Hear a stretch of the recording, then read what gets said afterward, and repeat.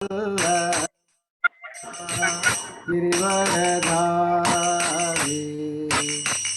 यशोदानंदन व्रज जनरंजन यमुनातीरवनचारी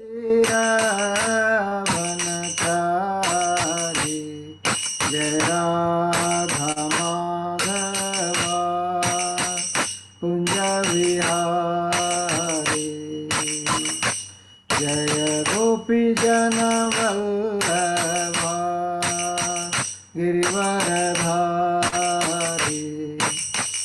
यशोदानंदन व्रज जनरंजन यमुनातीरवनचारी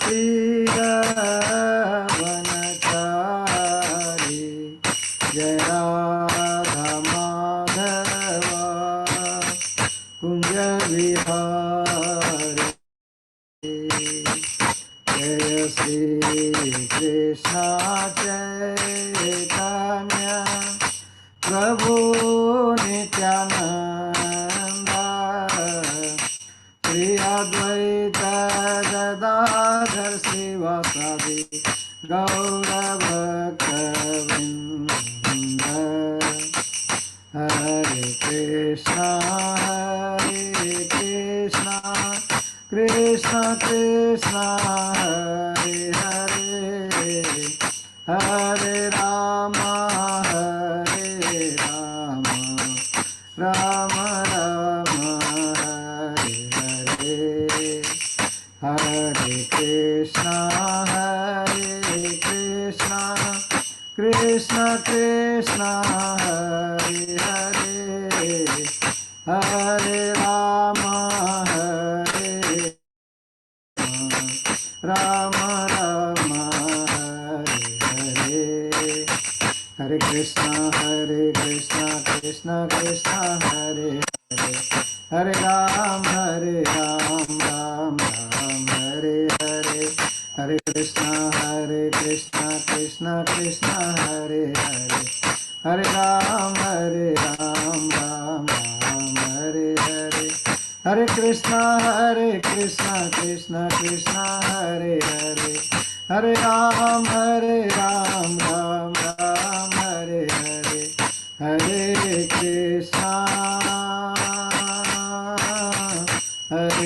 कृष्ण कृष्ण कृष्ण हरे हरे हरे राम हरे राम राम राम हरे हरे जय राधा श्याम सुंदर राधा श्याम सुंदर राधे जय राधा मुरलीधर राधा मुरलीधर राधे जय राधा माधव राधा माधव राधे जय राधा भरीनेश्वर राधा भरीनेश्वर राधे जय राधा गोपाल कृष्ण राधा गोपाल कृष्ण राधे जय राधा गिरिधारी राधा गिरिधारी राधे जय कृष्ण बलराम जय कृष्ण बलराम जय कृष्ण बलराम जय वृंदावन धाम जय जगन्नाथ जय जगन्नाथ जय बलदेवा जय सुभद्रा जय गौरनिताय जय गौरनिताय जय गौरनिताय जय गौरनिताय जय पंचतत्व जय पंचतत्व जय पतित पावन पंचतत्व जय जय प्रभुपाद प्रभुपाद प्रभुपाद जय जय प्रभुपाद जय जय गुरुदेव गुरुदेव गुरुदेव जय जय गुरुदेव। हरिनाम संकीर्तन की जय। जगत गुरु श्रील प्रभुपाद की जय। निताय सिद्ध गौर प्रेमानंदे हरि हरि बोल। All glories to assembled devotee Hare Krishna. All glories to assembled devotee Hare Krishna. All glories to assembled devotee Hare Krishna. All glories to Shri Guru and Gauranga. All glories to Srila Prabhupada की जय। हरे कृष्णा। एक सभी भक्तों का शुक्रवार दोपहर का हिंदी भागवतम सत्संग में स्वागत है। मैं आभारी हूँ मंगलराज दास प्रभु का और जो भी हैं जो हमें सेवा दिए भागवतम को ग्लोरीफाई करने के लिए। और आज स्पेशली बलराम जयंती, हम अभी देखे बलराम जयंती गुजर गया तो बलराम जी को ग्लोरीफाई करेंगे। बलराम जी हैं कौन, बलराम जी के बारे में जानकारियाँ हम शेयर करेंगे। तो पहले हम भागवतम का एक श्लोक पे चर्चा करेंगे जो हमारा कंटिन्यूअस रीडिंग चल रहा है। सेकेंड कैंटो 5वां अध्याय, आज का श्लोक संख्या 20, 2, 5, 20। सेकेंड कैंटो 5वां अध्याय 20वां श्लोक। ओम नमो भगवते वासुदेवाय। ओम नमो भगवते वासुदेवाय। ओम नमो भगवते वासुदेवाय।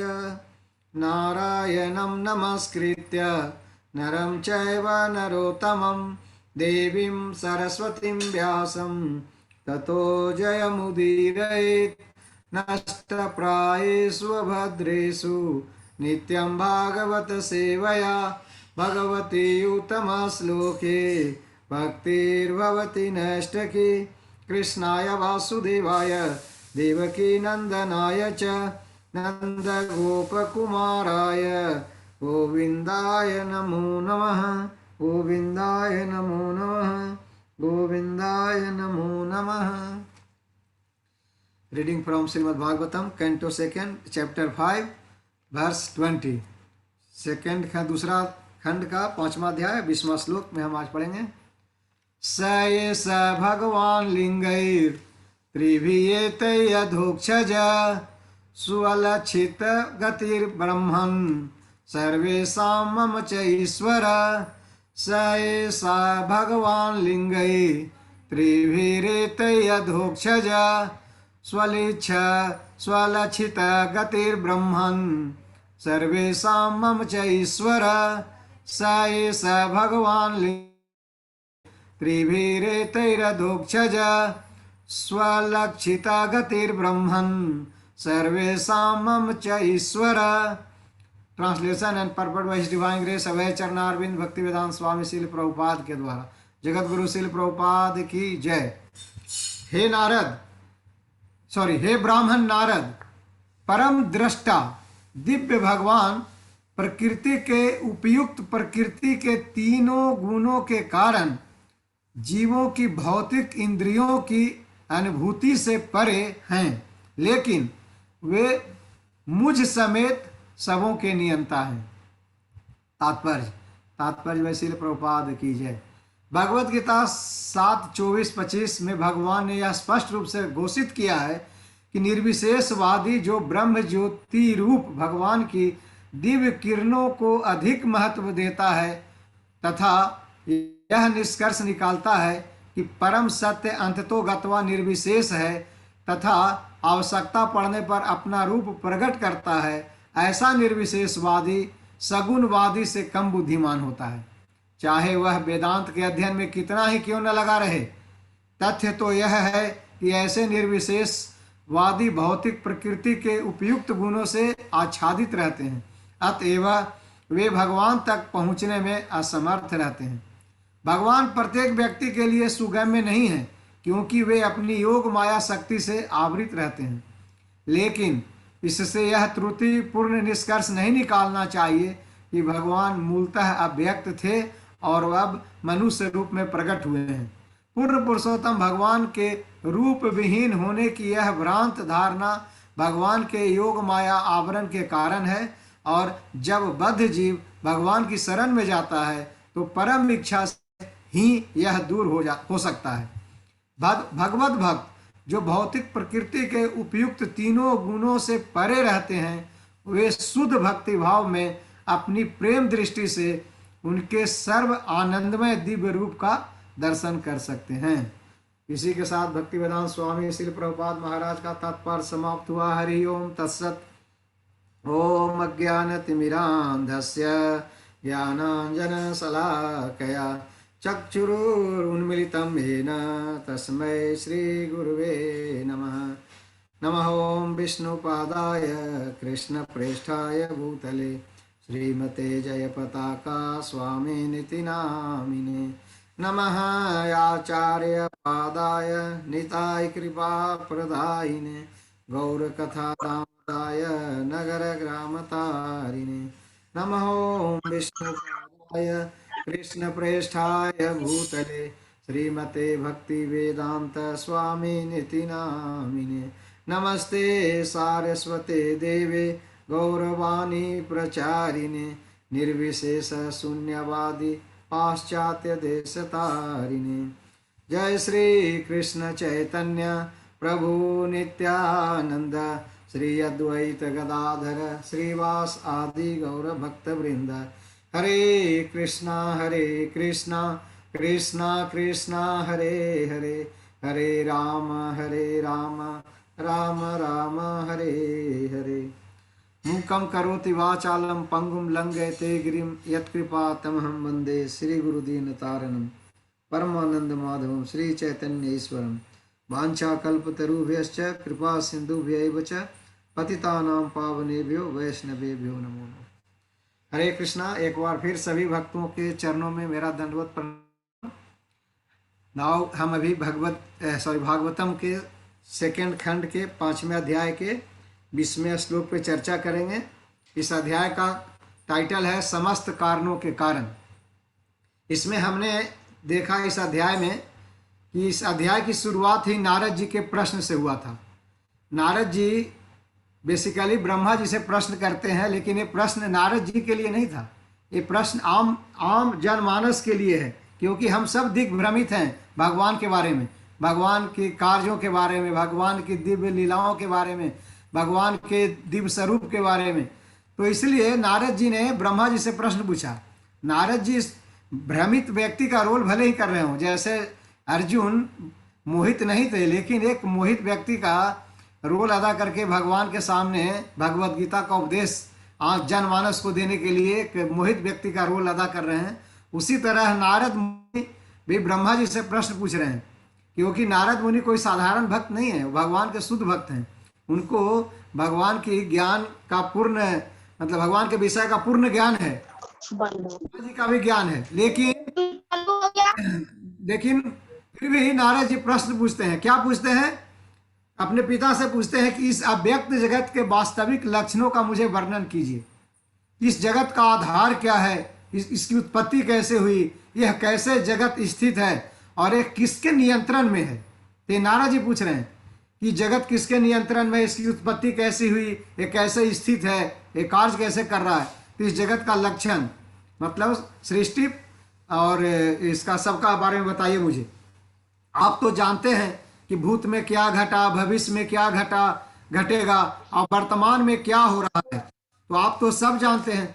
आप उसी तरह जानते हैं जैसे एक व्यक्ति के हाथ में हथेली हो, व्यक्ति के हाथ के हथेली में जैसे एक आंवला हो जिसको व्यक्ति पकड़ सकता है, दबा सकता है, फेंक सकता है, मतलब उसके कंट्रोल में है। हथेली में रखा हुआ एक आंवला जैसे व्यक्ति के कंट्रोल में होता है, ऐसे मेरा मानना है कि जगत आपके कंट्रोल में है, ये आपके कंट्रोल में है, ब्रह्मांड पूरा, जैसा मेरा मानना है। पूछ रहे हैं और ये बताइए कि आपका ज्ञान का स्रोत क्या है, आप किसके संरक्षण में रह रहे हैं, आप किसके अधीन कार्य करते हैं, आपकी वास्तविक स्थिति क्या है। क्या आप सारे जीवों को अपनी शक्ति से इस भौतिक तत्वों से उत्पन्न करते हैं, जैसे मकड़ी अपनी जाल को सरलता से उत्पन्न करती है बिना किसी सहायता के, कि आप भी इस जगत को अपनी शक्ति से उत्पन्न करते हैं। और अंत में नारद जी कहते हैं कि आप सब कुछ जानने वाले हैं और सबों के नियंता हैं। नारद जी कह रहे हैं आप सब कुछ जानने वाले हैं, आप सबों के नियंता है, अतः मेरे प्रश्नों का जवाब दीजिए, बताइए और मैं आप इसलिए कि मैं आपका शिष्य हूँ और मैं इसको सही रूप में समझ सकूं। तो ये दो चीज जानने की है। ये नारद जी का जो प्रश्न है, ये हम सब का प्रश्न है। हम सब कंफ्यूज है, दिग्भ्रमित है। ये जगत का आधार क्या है, जगत की सृष्टि कैसे हुई है, ये जगत का संचालन कौन कर रहा है। आज के साइंटिस्ट तो नहीं मानते कि इस जगत का आधार क्या है, भगवान है। वो तो सीधे विज्ञान के परीक्षण पे मतलब वो विश्वास करते हैं। तो कहने का मतलब है कि ये नारद जी के प्रश्न नहीं है, हम सब के प्रश्न हैं। तो ब्रह्मा जी ने क्या कहा, नारद जी के प्रश्न सुनने के बाद ब्रह्मा जी भी जवाब देते हैं। तो ब्रह्मा जी सबसे पहले नारद जी को क्या कहते हैं, ये अच्छे प्रश्न के लिए नारद जी को एक तरह से कहिए धन्यवाद देते हैं। ब्रह्मा जी कहते हैं, हे मेरे वत्स नारद, तुमने सबों पर, इवन मुझ सहित सबों पर करुणा करके ही ये प्रश्न पूछे हैं। तो नारद जी कह रहे हैं कि सारे जीव पे करुणा के लिए तुमने प्रश्न पूछे हैं, और क्योंकि मैं भगवान की पराक्रम को बारीकी से देखने के लिए प्रेरित हुआ हूँ। तो नारद जी के प्रश्न के ऊपर ब्रह्मा जी को जवाब देना है भगवान के ज्ञान के बारे में, भगवान के बारे में कि कौन ब्रह्मा जी को ज्ञान दे रहा है। ब्रह्मा जी, ये जगत किसके संरक्षण में है, जगत की उत्पत्ति कैसे हुई है। तो नारद जी को पहले सराहना करते हैं उनके विषय का, और फिर कहते हैं कि देखो, ये जो विषय है जो तुमने पूछा है हमसे, यह कोई झूठ नहीं है। देखिए कैसे बोल रहे हैं, ये कोई झूठ नहीं है, तुम जो पूछ रहे हो सब सच है। लेकिन यह कौन ऐसा प्रश्न कर सकता है, यह प्रश्न वही व्यक्ति कर सकता है जिसको भगवान के विषय में कोई ज्ञान नहीं है, कि मैं ही इस जगत का संचालन हूँ, मेरी शक्ति से जगत चल रहा है। जो भगवान के बारे में जिसको ज्ञान नहीं है, वो सारे व्यक्ति तुम जैसे प्रश्न पूछ सकता है। तो जिसको परम सत्य का ज्ञान नहीं है, भगवान के कार्यकलाप का ज्ञान नहीं है, वो वही मोहित व्यक्ति ऐसे प्रश्न पूछ सकता है। तो ब्रह्मा जी कह रहे हैं, फिर ब्रह्मा जी कहते हैं कि देखो, कि भगवान की जितनी, जैसे भगवान अपने तेज से, ब्रह्म ज्योति से इस सृष्टि के बाद जो करते हैं, उसके बाद मैं उस तरह सृजन करता हूँ जैसे सूर्य के द्वारा अग्नि प्रकट होने के बाद चंद्रमा, आकाश तथा ग्रह जो है, तारे हैं, ये अपनी चमक प्रकट करते हैं। तो बिना सूर्य के चंद्रमा और तारों में चमक नहीं आती, जैसे ब्रह्मा जी कह रहे हैं। तो उसी तरह है कि भगवान के ब्रह्म ज्योति के प्रकाश के बाद ही, उनकी ब्रह्म ज्योति की गई सृष्टि के बाद ही मेरा सृजन होता है। तो जैसे अगर सूर्य ना हो तो चंद्रमा में भी प्रकाश ना आए, तारों में भी प्रकाश नहीं आए। तो उसी तरह अगर भगवान स्वयं अपने जिसके शरीर से तेज निकलता है, उनकी तेज के कारण, उनकी तेज से ही मैं भी प्रकाशित हूँ, कहने का मतलब है। फिर ब्रह्मा जी क्या कहते हैं, मैं भगवान को नमस्कार करते हैं, उनको ध्यान करते हैं, और कहते हैं कि मैं उस दुर्जय शक्ति उन्हें अल्पज्ञ मनुष्यों को इस तरह प्रभावित करती है कि मुझे परम नियंता कहते हैं। तो ब्रह्मा जी कहते हैं नारद को, देखो ये भगवान की दुर्जय शक्ति है, वो अल्पज्ञ मनुष्य हमको ही परम नियंता यानी अल्टीमेट कंट्रोलर मान लेते हैं, लेकिन ये अज्ञानता है, हम अल्टीमेट कंट्रोलर नहीं है। तो फिर ब्रह्मा जी बहुत सारे बात बताते हैं, कहते हैं कि देखो, इस जगत में जो भी है, नारायण परो योगो, नारायण परम तपः, नारायण परम ज्ञानम, नारायण परागति। बहुत इंपॉर्टेंट श्लोक है। ब्रह्मा जी ने क्या कहा कि सभी प्रकार के ध्यान या योग नारायण की अनुभूति प्राप्त करने के लिए है, सारी तपस्या नारायण को ही प्राप्त करने के लिए है, दिव्य ज्ञान का संवर्धन नारायण की झलक प्राप्त करने के लिए है, और चरम मोक्ष तो नारायण के धाम में प्रवेश करने के लिए। तो ये भगवान की महिमा को बता रहे हैं। तो अब हम आज के श्लोक पे आएंगे, ज़्यादा समय नहीं लेते हुए। तो आज का जो श्लोक है, जिसमें ब्रह्मा जी नारद को कहते हैं, हे ब्राह्मण नारद, परम दृष्टा भगवान उपयुक्त तीनों गुणों के कारण जीवों की इंद्रियों की अनुभूति से परे हैं, लेकिन मुझ समेत सबों के नियंता है। तो उन्होंने कंक्लूजन में कह दिया कि भगवान जो है तीनों परम दृष्टवा, पर ब्रह्म, ये तीनों गुणों के कारण जीव को इंद्रियों की अनुभूति से परे हैं। मतलब जीव, तीन गुण के अधीन जीव भगवान को आसानी से नहीं समझ सकता, और ये सारे जीवों के ही नहीं, जी जैसे जो जिसको तुम समझ रहे हो कि ब्रह्मांड का कंट्रोलर है, उसके भी वही नियंता है, हमारे भी कंट्रोलर वही है, हम भी उनके कंट्रोल में हैं। ऐसा नहीं है कि मैं स्वतंत्र हूँ, ऐसा नहीं है कि मैं स्वतंत्र हूँ। तो इस तरह से ब्रह्मा जी भगवान के विषय में बता रहे हैं। प्रभुपाद बहुत स्पष्ट में कह रहे हैं कि भगवत गीता का श्लोक प्रभुपाद कोट कर रहे हैं। भगवत गीता का 24वां 25वां श्लोक का वर्णन आता है। 24 में क्या कहते हैं? अव्यक्तम व्यक्ति मापन्नम मन्यते माम बुद्धय परम भावम अवजानंत मम अव्यम अनुत्तमम, जिसमें भगवान स्वयं कहते हैं अर्जुन को, जिस जिस कोट को प्रभुपाद यहाँ पे वर्णन कर रहे हैं भगवान के विषय में, कि बुद्धिहीन मनुष्य मुझको ठीक से नहीं जानने के कारण सोचते हैं कि मैं कृष्ण पहले निराकार था, अब मैंने स्वरूप धारण कर लिया है, और वे अल्प ज्ञान के कारण मेरी अविनाशी तथा सर्वोच्च प्रकृति को नहीं जान पाते। तो ब्रह्मा जी जो प्रभुपाद जो इस श्लोक में कोट किए हैं भगवत गीता को, उसमें स्वयं भगवान ने भी कहा है कि लोग अल्पज्ञ बुद्धिहीन मनुष्य हमको निराकार भी मान बैठते हैं, और वही सोचते हैं कि मैं साकार रूप, पहले निराकार था अब मैं साकार रूप में आ गया हूँ, और अल्प ज्ञान के कारण मुझको वो अविनाशी तथा मेरी सर्वोच्च प्रकृति को नहीं जान पाते। वो सोचते हैं कि मैं भी विनाशवान हूँ और मैं मेरी सर्वोच्च प्रकृति को नहीं समझ पाते। इसलिए भाई भगवान और क्या कहते हैं 25वें श्लोक में, नाहम प्रकाश सर्वस्य योग माया समावृत मूढ़ो अयम ना भी जानाति लोको माम अजम अव्ययम। कहते हैं कि मैं मूर्खों और अल्पज्ञों के लिए कभी प्रकट नहीं हूँ, उनके लिए तो मैं अपनी अंतरंगा शक्ति द्वारा आच्छादित रहता हूँ, अतः वे यह नहीं जान पाते कि मैं अजन्मा तथा अविनाशी हूँ। तो भगवान स्वयं अर्जुन को कहा कि मूर्ख व्यक्ति मुझको नहीं जान पाते। बहुत कृष्ण की बातें करते हैं बहुत लोग, बहुत संस्था हमारी बहस होती है या चर्चा होती है तो लोग कहते हैं कृष्ण भगवान नहीं है। बोले कि समझ इस जन्म में तो शायद आप नहीं समझ पाएंगे, मैं रफ टॉक का बोल देता हूँ, क्योंकि भगवान ने कहा है ना हम प्रकाश सर्वस्य योग माया, मूर्खों के सामने मैं प्रकट नहीं होता।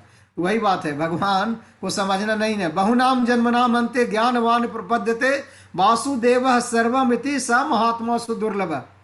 भगवान स्वयं ने कहा है बहुनाम जन्मनाम अंते, बहुत जन्मों के बाद, बहुत जन्मों लेने के बाद अंत में क्या होगा? बहुनाम जन्मनाम अंते ज्ञानवान प्रपद्यते, बहुत जन्मों के बाद उस ज्ञान का उदय होगा। कौन सा ज्ञान? वासुदेव सर्वमिति, कि वासुदेव ही सब कुछ है। सब महात्मा सुदुर्लभ, वो बहुत दुर्लभ जीव है जिनको ये ज्ञान प्राप्त है कि कृष्ण ही सब कुछ है, परम नियंता है। इस प्राप्त नहीं है। आप कितना भी लेक्चर देते रहिए, बहुत लोगों को कृष्ण, कुछ दिन पहले एक भक्त हमें वीडियो भेजे, मुझे बहुत बुरा लगा। एक वीडियो भेजे, कोई मतलब रुद्र शिव जी के भक्त थे और कोई इस्कॉन के भक्त उनसे पहले मिल चुके थे।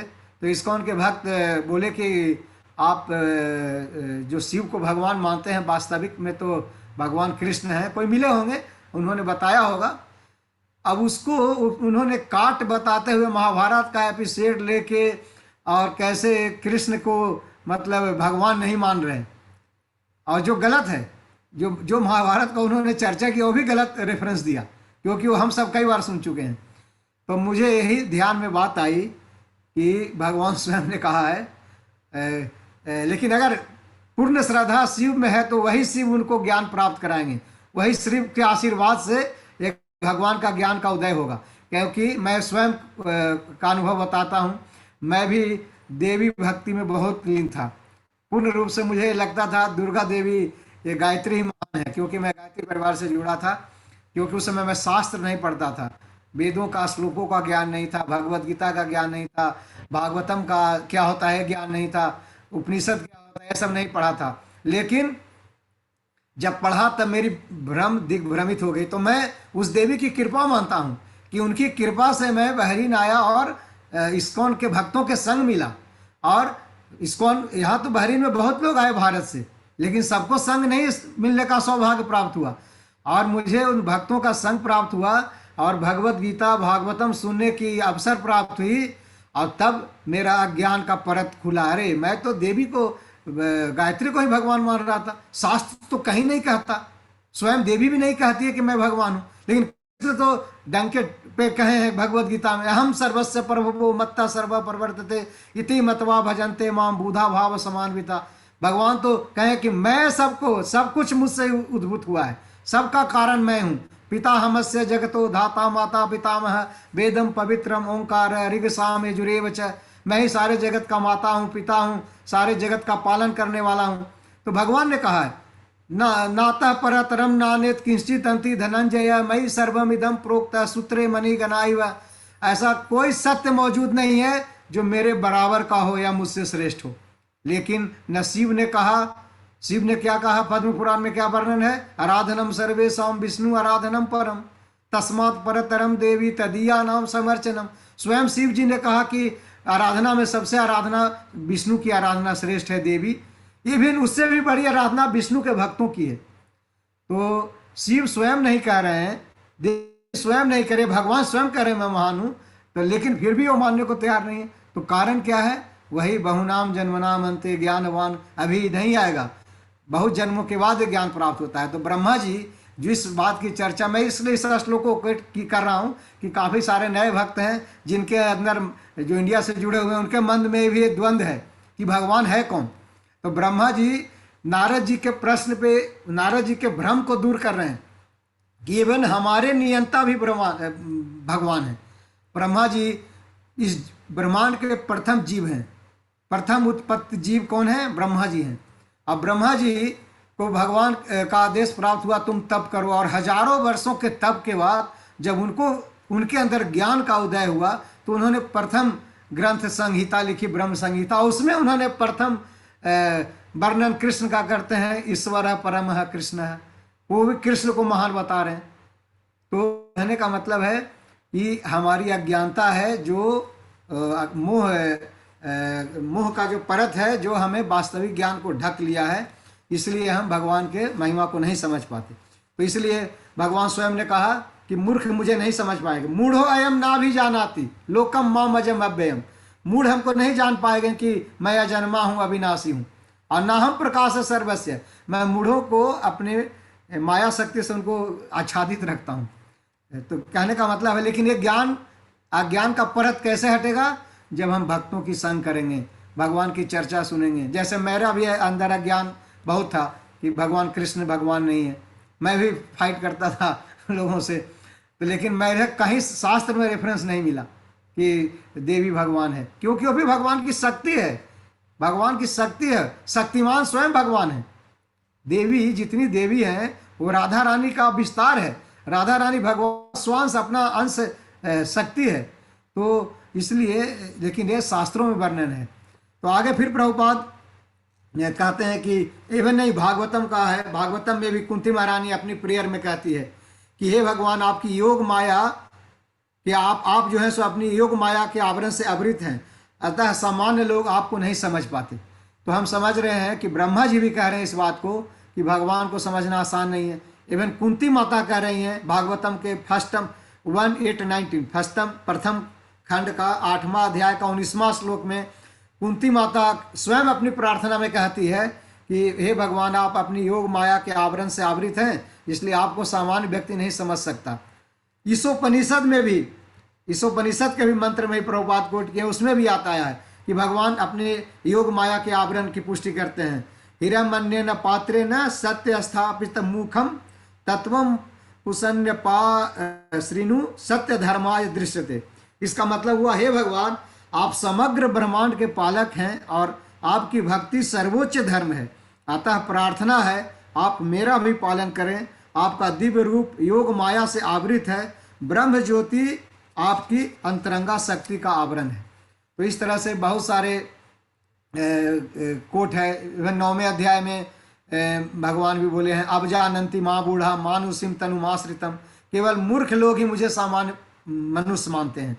तो कहने का मतलब है कि जो लोग भगवान को समझने के लिए मानसिक कल्पना करते हैं, जैसे प्रभुपाद परपट में लिख रहे हैं, वो वेदों का अध्ययन वर्षों तक भी करते रहे लेकिन भगवान को नहीं समझ पाएंगे। कोई भी व्यक्ति न मनोधर्म के द्वारा न वैदिक साहित्य की व्याख्या द्वारा भगवान कृष्ण को सही रूप में समझ सकता है। भगवान को सही रूप में समझना है तो सिर्फ भक्ति एक साधन है। इसलिए भगवान कहते हैं भगवत गीता में, भक्त्या माम अभिजानाति यावान अस्मि च तत्वतः ततो माम तत्वतो ज्ञात्वा विशते तद अनंतरम। इसलिए भगवान ने कहा कि सिर्फ भक्ति के द्वारा ही भक्त मुझे जान सकते हैं, भक्त्या माम अभिजानाति। और प्रभुपाद कहते हैं, प्रभुपाद 7वें अध्याय के 24वां श्लोक, जिसका इस तात्पर्य में वर्णन इस तात्पर्य में वर्णन आता है, और उस भगवद गीता के तात्पर्य में प्रभुपाद कहते हैं कि जब मनुष्य हरे कृष्ण महामंत्र का जप प्रारंभ करके कृष्ण भावनामृत में पूर्णतया तन्मय हो जाता है, तभी वह भगवान को समझ सकता है। तो भगवान क्या बोले भगवद गीता में, उनको सबको नहीं समझ सकता। भगवान स्वयं बोला भक्त्या माम अभिजानाति, भक्ति के द्वारा ही भक्त मुझे जान सकते हैं, न यज्ञ दान न तप या वेद अध्ययन और नहीं समझ सकते, सिर्फ भक्ति के द्वारा। और प्रभुपाद क्या बोल रहे हैं, हमारे आचार्य क्या बोल रहे हैं कि भक्तों के संग में रह के और हरे कृष्ण महामंत्र का जप करके ही हम भगवान को समझ सकते हैं। हरे कृष्ण कृष्ण कृष्ण हरे हरे, हरे राम राम राम हरे हरे। तो भगवान कई जगह भगवद गीता में बोले हैं। 7वें अध्याय के 26वें श्लोक में भी भगवान बोलते हैं कि मैं समस्त जीवों को जानता हूं, लेकिन मुझको कोई नहीं जानता। वेदा हम समितितानि वर्तमानानि च अर्जुन भविष्यामि च भूतानि माम तु वेद न कश्चन। तो भगवान स्वयं कहें कि सबको मैं जानता हूं, लेकिन सब कोई मुझे नहीं जान पाते। तो भगवान को कैसे जान सकते हैं, भगवान स्वयं ने वहा भक्त्या माम अभिजानाति। 18वें अध्याय के 55वें श्लोक में भगवान ने कहा सिर्फ भक्ति के द्वारा मुझे जाना जा सकता है, बिना भक्ति में सेवा के भगवान को हम नहीं जान सकते। महाप्रभु भी जगन्नाथपुरी टेम्पल में थे तो बहुत बड़े वेदांती सार्वभौम भट्टाचार्य से मिले। इवन सार्वभौम भट्टाचार्य भी भगवान को सुप्रीम पर्सनालिटी ऑफ गॉडहेड को निराकार ही समझते थे। भगवान के सही रूप का वास्तविक ज्ञान उनको भी नहीं था। लेकिन जैसे ही भगवान चैतन्य महाप्रभु के संग में आए और उन्होंने दिव्य प्रकाश किया, उन्होंने तो उनका भी दिव्य भ्रम, जो वेदांती उस समय के सबसे बड़े वेदांती थे पूरी क्षेत्र के, उनको भी भगवान का पूर्ण ज्ञान नहीं था। तो कहने का मतलब है कि भगवान का ज्ञान सिर्फ भक्ति के द्वारा और आचार्यों की कृपा से ही हमें आ सकती है। 11वें अध्याय में भाई भगवान वर्णन आता है कि भगवान अपनी शुद्ध भक्ति के कारण परमेश्वर के दिव्य गुणों तथा ऐश्वर्यों को यथार्थ रूप में जान सकता है। तो हम समझ सकते हैं कि ऐसा कोई 54 में आता है, भगवान स्वयं कहते हैं कि हे अर्जुन, केवल अनन्य भक्ति द्वारा मुझे उस रूप में समझा जा सकता है जिस रूप में मैं तुम्हारे समक्ष हूँ, और इसी प्रकार मेरा साक्षात दर्शन भी किया जा सकता है। केवल इसी विधि से तुम मेरे ज्ञान के रहस्य को पा सकते हो। तो भक्त्या तु अनन्या शक्य अहम एवं विधा अर्जुन ज्ञातुम दृष्ट तत्वेन प्रोष्टुम च परंतप। तो कहने का मतलब है कि हम अपने मन की चिंतन से, मानसिक चिंतन से कृष्ण को नहीं समझ सकते। हमें परमाणिक गुरु के मार्गदर्शन जब तक प्राप्त नहीं होगा, कृष्ण को समझना कठिन है। श्वेतांबर उपनिषद में इसलिए एक वर्णन आता है श्लोक, यस्य देवे पराभक्ति यथा देवे तथा गुरु तस्यति कथिताम ही अर्था प्रकाशन्ते महात्मन। आता है कि जिसको गुरु में आस्था हो गई है, भक्ति हो गई है, भगवान में अविचल भक्ति हो गई है, उसका गुरु मार्गदर्शन करता है और भगवान का ज्ञान दर्शन उसके अंदर स्वतः प्रकाशित हो जाता है। तो बिना गुरु, बिना के कृपा के हम भगवान को नहीं समझ सकते। गुरु की कृपा से अगर हम भगवान की भक्ति करते हैं तो निश्चित रूप से हम भगवान के सही स्वरूप को जान सकते हैं। जो इस श्लोक में नारद जी का प्रश्न है, में नारद जी का भ्रम है कि ब्रह्मांड का सारा नियंता ब्रह्मा जी कर रहे हैं, ब्रह्मा जी ही अल्टीमेट कंट्रोलर हैं, लेकिन वो ब्रह्मा जी कह रहे हैं कि ये तुम्हारी धारणा, तुम जो कह रहे हो वो अज्ञान लोग का ही ऐसा प्रश्न हो सकता है। मेरे नियंता भी भगवान स्वयं है। तो ब्रह्मा जी का भी नियंता है, हम सब जीव के नियंता हैं। लेकिन ये समझ में कब आएगी, भक्त्याम अभिजानाति, जब हम भगवान श्री कृष्ण की भक्ति करेंगे। खासकर इस कलयुग में भक्ति की जो सबसे सरल और सर्वश्रेष्ठ विधि है, भगवान के नाम का जप करना। हरे कृष्ण कृष्ण कृष्ण हरे हरे, हरे राम राम राम हरे हरे।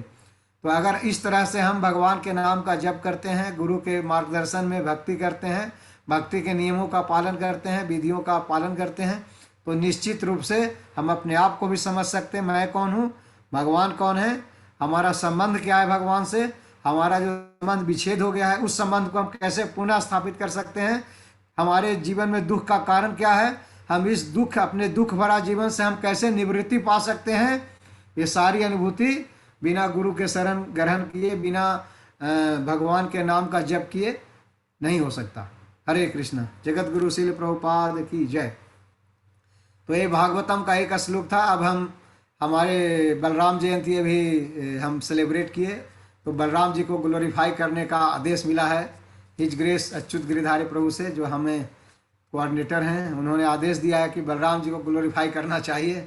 तो हम बलराम जी के बारे में अभी जानेंगे। बलराम जी हैं कौन, बलराम जी कौन हैं, और कृष्ण और बलराम के बीच में अंतर क्या है, और बलराम जी की कुछ लीलाओं के बारे में हम चर्चा करेंगे। तो ये 3 चीज़ हम समझेंगे। तो बलराम जी कौन है? तो बलराम जी कृष्ण का पहला एक्सपेंशन। कृष्ण से अगर कोई पहला एक्सपेंशन हुआ है, विस्तार हुआ है, तो प्रथम विस्तार कौन सा है? वो बलराम जी हैं। और बलराम जी का जन्म आविर्भाव दिवस हम कब मनाते हैं? श्रावण पूर्णिमा को। ये पूर्णिमा को हम बलराम पूर्णिमा भी बोलते हैं, इसको हम बलराम जयंती भी बोलते हैं।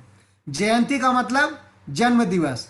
देखिए आजकल भारत में बहुत लोग जयंती मनाते हैं, बड़े बड़े महापुरुषों का, स्वतंत्रता सेनानियों का, बड़े बड़े राजनेताओं की जयंती मनाई जाती है। गांधी जयंती, बुद्ध जयंती, सुभाष जयंती, अंबेडकर जयंती, बड़े बड़े लोग राजनेताओं की जयंती मनाते हैं। लेकिन ये अज्ञानता है। जयंती सिर्फ भगवान की मनानी चाहिए।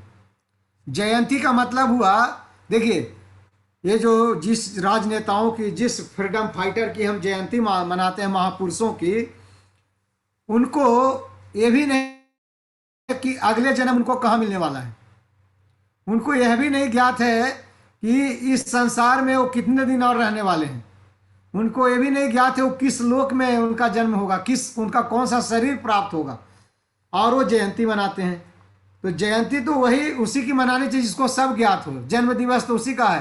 तो भगवान का निर्धारित है कि भगवान इस कलयुग में या अगले द्वापर में, अगले त्रेता में आएंगे, इस मनवंतर में आएंगे, पहले ही निर्धारित कर चुके होते हैं। इस परिवार के यहाँ आएंगे, इस और ये कार्य गतिविधि करेंगे जो पहले निर्धारित कर चुके हैं। अपने गतिविधि का, अपने जन्म का पहले ही डिक्लेयर कर चुके हैं। वो जयंती है, न कि आज के महापुरुषों का है। तो भगवान की जयंती विशेष रूप से भगवान के लिए आनी चाहिए, भगवान कृष्ण के लिए आनी चाहिए, बलराम के लिए आनी चाहिए, कृष्ण तत्व, विष्णु तत्व के लिए आनी चाहिए। जयंती वास्तविक रूप में बलराम जी और कृष्ण के लिए होना चाहिए। लेकिन हम लोग जयंती मनाते हैं। एक बार मैं पढ़ा था कि एक भक्ति सिद्धांत सरस्वती ठाकुर बताते थे कि आज के लोग कैसे हैं, स्टैचू बना देते हैं महापुरुषों को और उनकी जाके गार्लैंड पहनाते हैं। बड़े बड़े राजनेता जाते हैं, माला पहनाते हैं, उनको माला पहनाते हैं। लेकिन ये नहीं मालूम कि आज जो महापुरुष है अगले जन्म में कुत्ता बन के घूम रहा है। अगले जन्म में वो कुत्ता बन के घूम रहा है, तो महापुरुष क्या यथार्थ में है? आज तुम उसको महापुरुष कह रहे हो, हकीकत में पहले कुछ और था, अगले जन्म में वो कुत्ता बन गया, तो महापुरुष कैसे रहा? लेकिन भगवान की स्थिति कभी नहीं बदलती। भगवान पहले भी भगवान थे, इस जगत में लीला करने आए तब भी भगवान है, इस जगत को छोड़ के फिर भी जाएंगे तो उनकी स्थिति वही रहेगी। उनकी स्थिति में कोई बदलाव नहीं होता। तो जयंती हमें उन भगवान की मनानी चाहिए जिसकी स्थिति में कोई परिवर्तन न हो। तो इसलिए हमें सावन पूर्णिमा को बलराम पूर्णिमा, बलराम जयंती मनाते हैं। तो जयंती तो भगवान की होती है। तो भगवान कृष्ण के बारे में जैसे पहले ही से ज्ञात था कि देवकी माता के गर्भ से आएंगे। इवन कल्कि अवतार, अभी कल्कि अवतार नहीं है। देखिए जब व्यास देव जी ने भागवतम की रचना की तो व्यास देव जी ने सारे अवतारों का वर्णन किया, 24-25 अवतारों का वर्णन किया, जिसमें जो 2 अवतार थे वो 2 अवतार घटित नहीं हुए थे। 25 या 24 या 25 अवतार का जो व्यास देव जी ने वर्णन किया, 23 अवतार ऑलरेडी हकीकत में हो चुका था। कि उन्होंने 2 अवतार का वर्णन और किया जो हुआ नहीं था भागवतम लिखने समय तक, वो था बुद्ध अवतार और कल्कि अवतार। लेकिन हम देखा कि बुद्ध जी आए, भगवान बुद्ध आए, जो पहले ही 5000 साल पहले व्यास देव जी ने द्वापर में लिख दी थी, जो भी द्वापर में लिखी थी भागवतम, और वही या कलयुग में 5000 साल पहले लिखी थी, उस समय कलयुग की शुरुआत में वो बीच में घटी। मतलब 25 अवतारों में जो भागवतम में वर्णन है, 23 ऑलरेडी हो चुका था, लेकिन 2 अवतार नहीं हुआ था, लेकिन बुद्ध अवतार हुआ। और अभी भी कल की अवतार का वर्णन है। कल के अवतार का ऑलरेडी डिक्लेयर किया हुआ है कि भगवान कलयुग में आएंगे, अपना कल की रूप में आएंगे, जो कलयुग का अवतार कहा जाएगा। जो हम यहाँ मतलब संबल गांव में होगा, विष्णु यश ब्राह्मण के यहाँ होगा, उनके 2 पत्नियां होगी, और वो काले रूप में आएंगे, घोड़े पर तलवार लेके आएंगे, और सारे जो दुष्ट राजा हैं, व्यक्ति हैं, जो धर्म का पालन नहीं करेंगे, सबका संहार कर देंगे भगवान। तो इस तरह से भगवान का अभी अवतार नहीं हुआ, लेकिन पहले से ही वर्णन है। इवन भगवान का एक गुप्त अवतार हुआ चैतन्य महाप्रभु के रूप में, जो गुप्त अवतार था, जो उसका भी वर्णन शास्त्र में था। कृष्ण वर्णम, भागवतम में स्वयं में वर्णन है, कृष्ण वर्णम तिसा कृष्णम संग उपंग पार्षदम यज्ञ संकीर्तन प्राय जंति ही सुमेधस। तो वह कृष्ण का वर्णन पहले ही चैतन्य महाप्रभु बन के आएंगे, जिनका कृष्ण वर्णम तिसा कृष्णम, वह कृष्ण जो जिसका रंग तिसा, कृष्ण वाला रंग नहीं होगा, वो डिफरेंट रंग होगा। संग उपंग पार्षदम, जो अपने संगी और पार्षदों के साथ आएंगे। क्या करने आएंगे? यज्ञ संकीर्तन प्राय, संकीर्तन यज्ञ की स्थापना के लिए आएंगे इस कलयुग में। यजंती ही सुमेधस, और जो व्यक्ति उनको जानेगा वो मनुष्यों में बुद्धिमान माना जाएगा। तो चैतन्य महाप्रभु आए 200 कुछ साल पहले, लेकिन 5000 साल पहले भागवतम में लिखी जा चुकी थी कि चैतन्य महाप्रभु कृष्ण स्वयं आएंगे।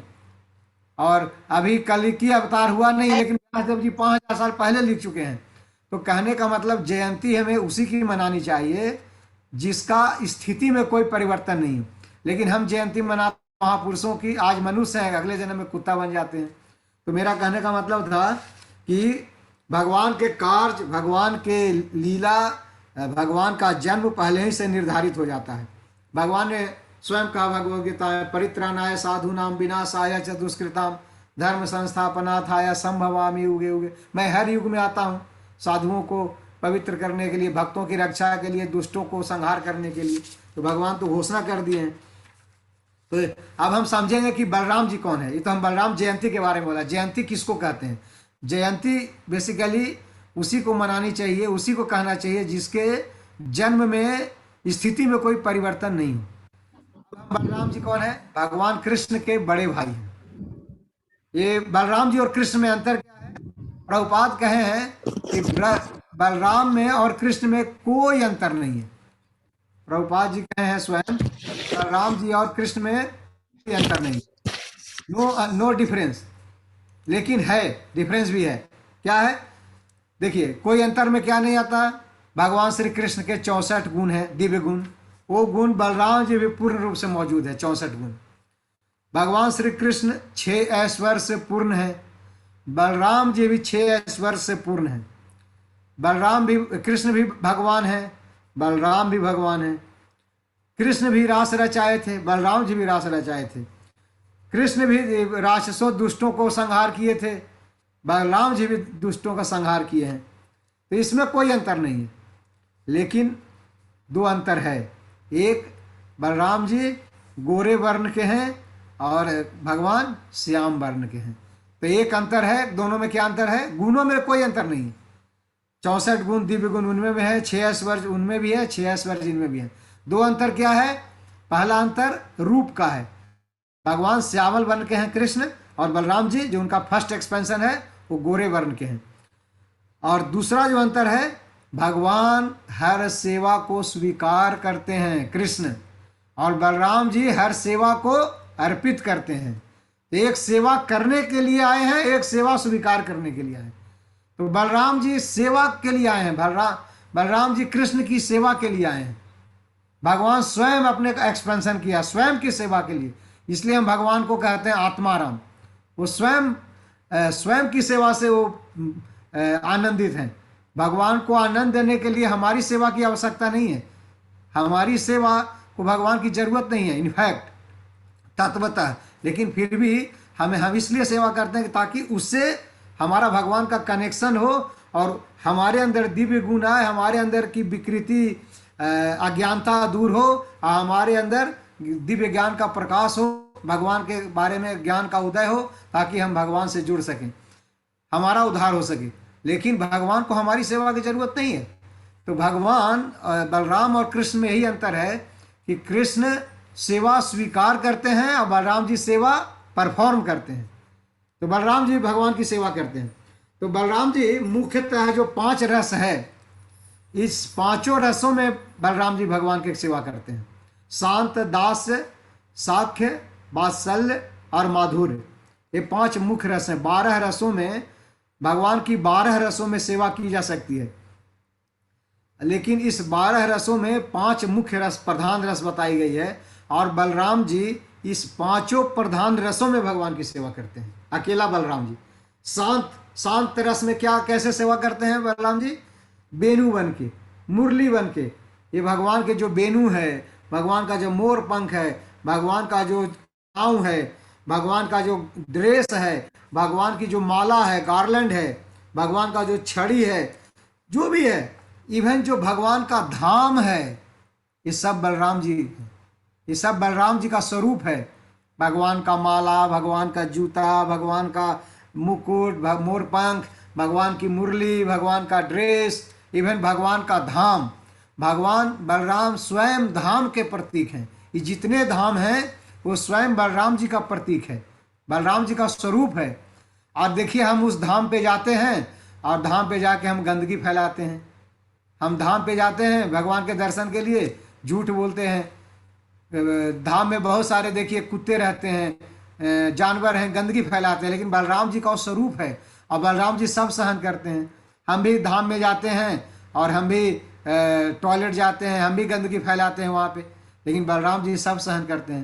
तो ये जो धाम है वो भी बलराम जी का प्रतीक है। तो ये बलराम जी शांत रस में धाम बन के भगवान की सारा पारा फैनेलिया बन के भगवान की सेवा में है। तो ये शांत रस में भगवान की सेवा करते हैं। बलराम जी दास रस में कैसे सेवा करते हैं?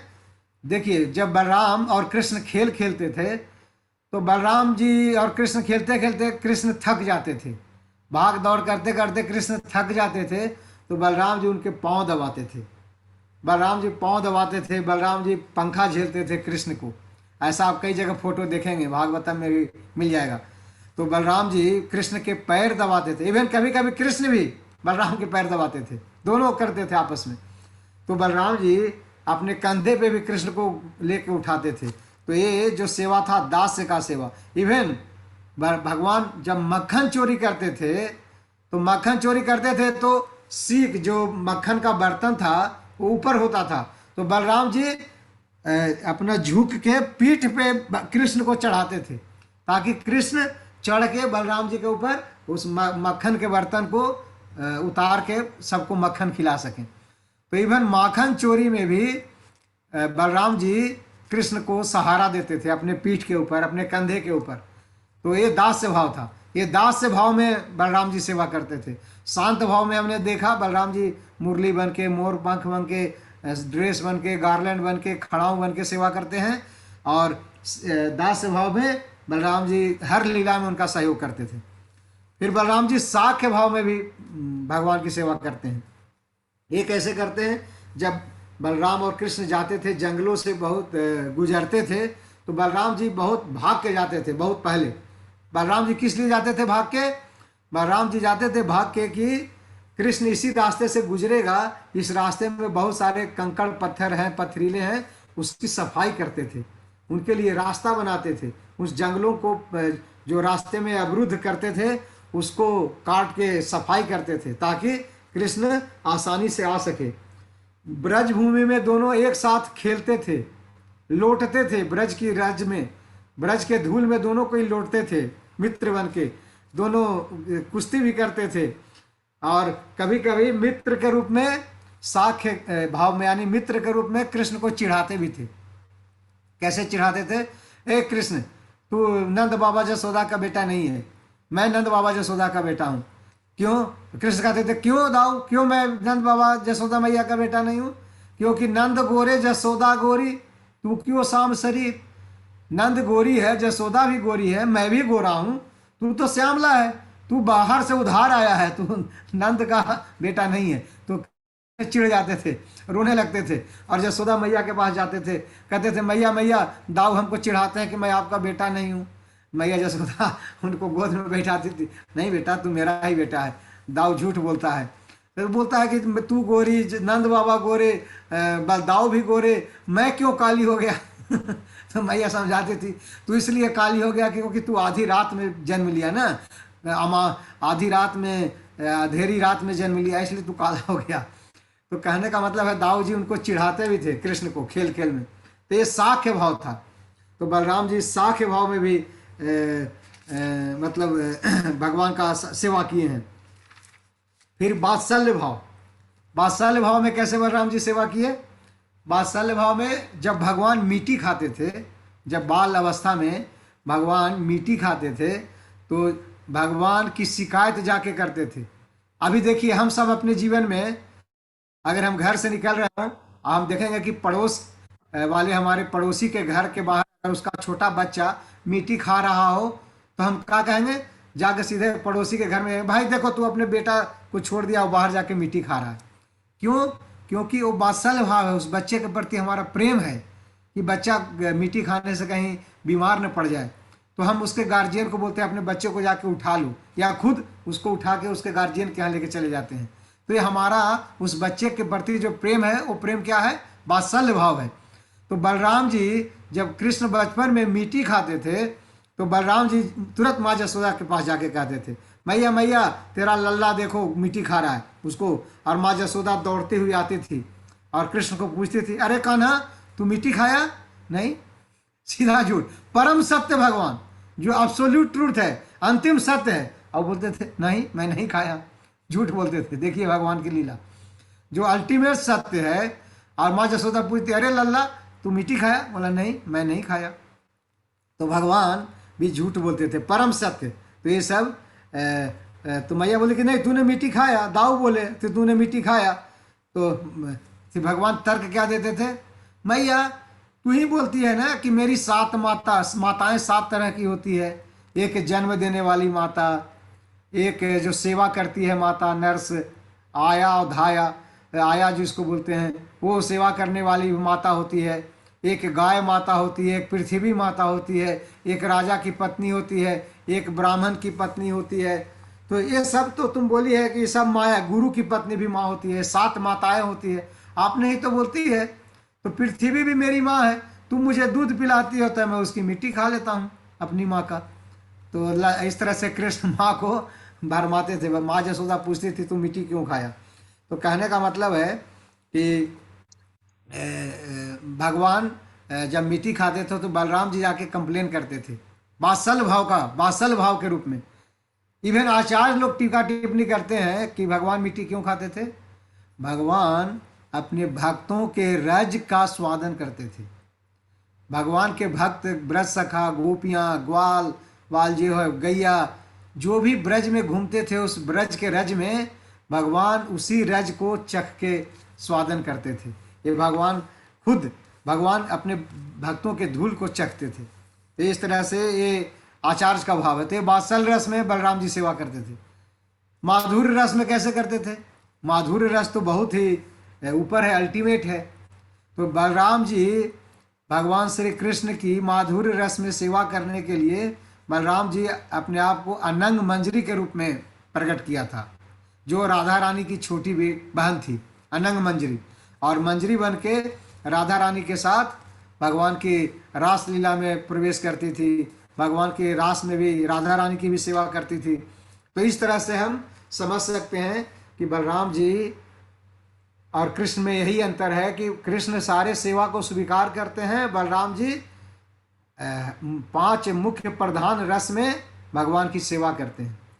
और बलराम जी ऐसा नहीं है कि सिर्फ इस द्वापर में, हर युग में कृष्ण के संग आते हैं। हम सतयुग में अनंत थे, भगवान विष्णु का अनंत शेष कौन है? बलराम जी हैं। भगवान क्षीर सागर में या कहीं भी देखते हैं कि बलराम शेषनाग की सैया पे लेटे हैं। वो शेषनाग है कौन? वो बलराम जी स्वयं हैं। तो वो बलराम जी अनंत शेष के रूप में थे। त्रेता में किए थे लक्ष्मण के रूप में थे भगवान। राम जी के साथ सेवा के लिए। द्वापर में क्या थे, स्वयं बलराम बन के आए, बड़े भाई बन के। कलयुग में हम देखते हैं जगन्नाथ के भाई बलदेव बन के आए, नित्यानंद प्रभु बन के आए, गौरंग महाप्रभु का। तो हर युग में भगवान कृष्ण के संग में आते हैं। तो त्रेता युग में बलराम जी लक्ष्मण के रूप में आए थे और बहुत भगवान की सेवा की थी, हम सब जानते हैं। 14 वर्ष तक देखिए वन में जाना सीता मैया तक का सही था, क्योंकि श्राप तो सिर्फ राम जी को मिला था वन जाने का, वनवास जाने का। लेकिन सीता मैया हट की मैं भी जाऊंगी, लेकिन उनका अधिकार था जाने का, क्योंकि उनके पति अर्धांगिनी है, उनके आधे अंग वन में जा रहे हैं, तो उनकी सेवा के लिए उनकी जिम्मेवारी थी। इसलिए सीता माता ने प्रार्थना की थी कि मैं भी आपके संग चलूंगी। तब भगवान राम उनको आज्ञा दी कि ठीक है आप भी जाओ। लेकिन लक्ष्मण को जाना जरूरी नहीं था, लक्ष्मण को श्राप नहीं मिला था वन जाने का। लेकिन लक्ष्मण भगवान राम कैसे जंगल में 14 साल बिताएंगे, कैसे कहाँ सोएंगे, कैसे इनको भोजन मिलेगा, कटीले पथीले रास्ते में बहुत सारे बानर, बहुत सारे राक्षस, बहुत सारे इनके दुश्मन इनको मार हमला कर सकता है, उनसे इनकी रक्षा करनी है। इसलिए राम जी के सेवक बन के 14 वर्ष तक लक्ष्मण, जो बलराम जी स्वयं लक्ष्मण बन के पिछले युग में, त्रेता युग में पूरी सेवा की और रात दिन सेवा की, कभी सोया नहीं 14 वर्ष तक। रात दिन रात में प्रहरी करते थे, उनके लिए झोपड़ी बनाते थे, उनके लिए आसन बिछाते थे, उनके लिए फल तोड़ के लाते थे, पानी लेके आते थे। तो सारी व्यवस्था भगवान की स्वयं, वे उनकी रक्षा करते थे रात भर प्रहरी दे करके, कोई हमला न कर दे असुर हमारे राम जी के ऊपर। तो बलराम जी लक्ष्मण बन के राम की सेवा की थे, कृष्ण की। लेकिन द्वापर में बड़े भाई बन के आए। बड़े भाई बन के क्यों आए, इसका भी एक लीला है। लक्ष्मण हर कार्य को पूरा किया, राम जी के हर ऑर्डर को फॉलो किया, एक ऑर्डर का पालन नहीं किया। राम जी के एक ऑर्डर का लक्ष्मण पालन नहीं किया। वो ऑर्डर क्या था, राम जी बोले थे इस सीता को जाके जंगल में छोड़ दो, गर्भवती सीता को। लक्ष्मण बोले कि भैया मैं ये काम नहीं कर सकता, ये हमारी माँ है, ये भाभी हमारी माँ है, मैं अपने माँ को जंगल में नहीं छोड़ूंगा। मैं आपकी सारी आज्ञा का पालन जीवन भर करता आया हूँ, करता रहा हूँ और करता रहूँगा, आपकी इस आज्ञा का पालन नहीं करूँगा मैं। और इस आज्ञा का पालन करने से मना कर दिया था। मैं सीता माता को मैं खुद अपने रथ में बिठा के वन में छोड़ने नहीं जाऊँगा, मेरे से नहीं होगा। और बोले कि तब वो सोचे कि ये इस तरह के संकट में, हमको धर्म संकट में आप डालते हैं ना, अब अगले अगले अगले अवतारों में मैं आपका बड़ा भाई बन के आऊँगा। अब मैं छोटा हूँ इसलिए मेरे को हर तरह की आज्ञा देते हैं ना, ऑर्डर देते हैं।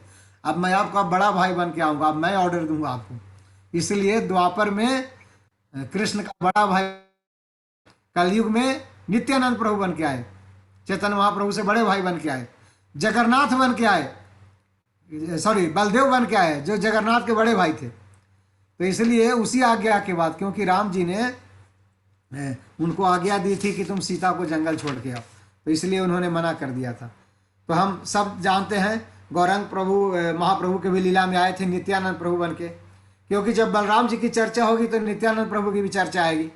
तो नित्यानंद प्रभु हम सब जानते हैं कि महाप्रभु का जो अवतार था उसको सार्थक बनाने के लिए अगर कोई सतत प्रयास किया है तो वो कौन था, नित्यानंद प्रभु थे। क्योंकि चैतन्य महाप्रभु महाबदन्य है, उनकी इच्छा थी हरि नाम संकीर्तन हर जगह फैले, और ये जो हरि नाम का प्रचार करना, पतितों का उद्धार करना, ये मिशन था इनका, चैतन्य महाप्रभु का। और नित्यानंद प्रभु ने ऑर्डर दिया था और हरिदास ठाकुर को, तुम जाओ घर घर जाओ, हर आदमी का डोर नोक करो और कहो मुखे हरि बोल भाई यही मात्र भिक्षा, बोलो कृष्णा भजो कृष्णा करो कृष्ण शिक्षा, कृष्ण माता कृष्ण पिता कृष्ण प्राण धन। तो सबको बोलते थे। नित्यानंद प्रभु हर घर में जाते थे, वही केवाड़ी ठक ठक आते थे। घर से जब उसके घर के जो निवासी निकलते थे बाहर, तो बोलते थे, मुखे हरि बोल भाई, यही मेरी भिक्षा, मैं भिक्षा मांगने आया हूँ आपसे। क्या भिक्षा में मुझे क्या चाहिए? आप मुख से हरि बोलो बस, मुझे धन दौलत नहीं चाहिए। मुखे हरि बोल भाई, यही हमारी भिक्षा, यही मेरी भिक्षा है कि तुम मुंह से सिर्फ भगवान का नाम जपो। बोलो कृष्ण भजो कृष्ण करो कृष्ण शिक्षा, कृष्ण ही भजो कृष्ण का ही गुणगान करो और कृष्ण की शिक्षा का पालन करो। कृष्ण माता कृष्ण पिता कृष्ण प्राण, कृष्ण ही आपके माता हैं, कृष्ण ही आपके पिता हैं, कृष्ण ही आपके प्राण धन हैं। तो इस तरह से इसी उद्देश्य की पूर्ति के लिए चैतन्य महाप्रभु का जो अवतार था, जिस हरि नाम प्रचार का और हर पतित जीव को उद्धार करने का, उसको सार्थक बनाने के लिए नित्यानंद प्रभु जो बलराम स्वयं हैं, रात दिन प्रयास करते थे। हरिदास ठाकुर के साथ जा के घर घर जाते थे। और इसी घटना में एक बार उनको रास्ते में मिल गया जगाई मताई, दो बहुत बड़ा क्रिमिनल, हम सब जानते हैं जगाई मताई की लीला। जगाई मताई दो जन्म से ब्राह्मण था, लेकिन नोटोरियस क्रिमिनल था, नोटोरियस जिसको बोलते हैं। वो ऐसा क्रिमिनल था कि बच्चों के, छोटे छोटे बच्चों को लेकर जमुना में फेंक देती, गंगा में फेंक देता था, ऐसे ही बिना कोई दोष के। ब्राह्मणों को मार के उसका खून पीता था, ब्राह्मणों को मार के खून पीता था। कोई साधु अगर यज्ञ करते थे, जाकर उसमें मलमूत्र त्याग कर देता था यज्ञ करते समय व्यक्ति को। इतना ही नहीं, रेप तो डेली करता था, किसी भी स्त्री को उठा के जाकर रेप करता था।